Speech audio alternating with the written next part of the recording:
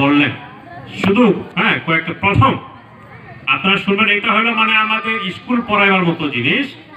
বলছে honour your father and mother, নিজের বাবা এবং মাকে সমাদর করো। এইটা হলো প্রথম আজ্ঞা।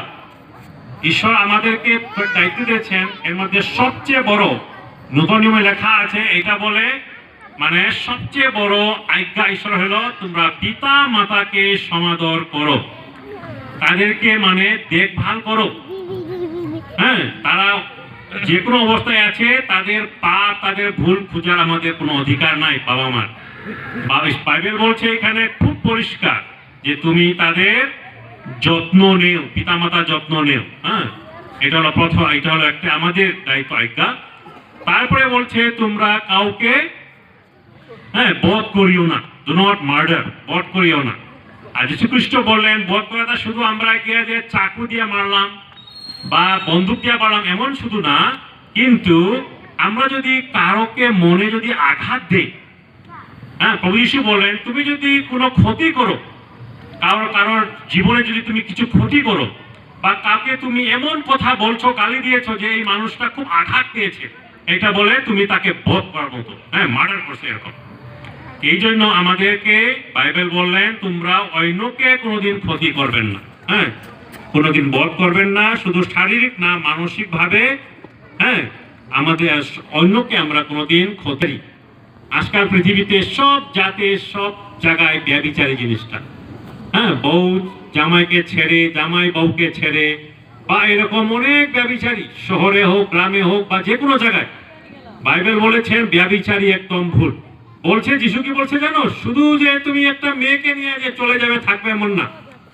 তুমি যদি কোনো মেয়েকে যদি খারাপ চোখে দেখো আর মনে যদি এরকম কিছু মনে করো খারাপ, তাহলে এইটাও বলে ব্যভিচারী।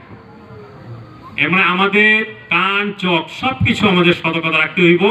স্টিল চুরি করিও না, চুরি করিও না, এটা হলো খুব বড় জিনিস। যেখানে চুরি চারি হয়, পরিবারে হোক, মণ্ডলীতে হোক, অফিসে হোক, শান্তি পায় না। পাইলে নেটে ছুটেও চুরি করা যায়, কাউকে কি বলে এটা করো সেটা করো। কামে ধামের সময় 2 ঘন্টা কাম করে যদি কয় 5 ঘন্টা কাম করছি, তাহলে তো চুর হয়ে গেল, ঠিক না? অনেক জিনিস চুরি করা।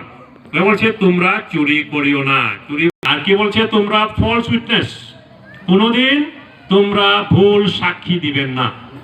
আমরা জানি না, কোনো সময় আমরা হিন্দি ফিল্ম দেখি না, কোনো সময় ফিল্ম দেখি আর কোর্টে যখন যায় ঘুষ দিয়া তারপরে চাপাইয়া কাউকে ভুল সাক্ষী দিতে দেয় না, এই তুমি বলো তুমি দেখছো না থাকা মানুষটাকে বলবো। বলছে এটা খুব খারাপ।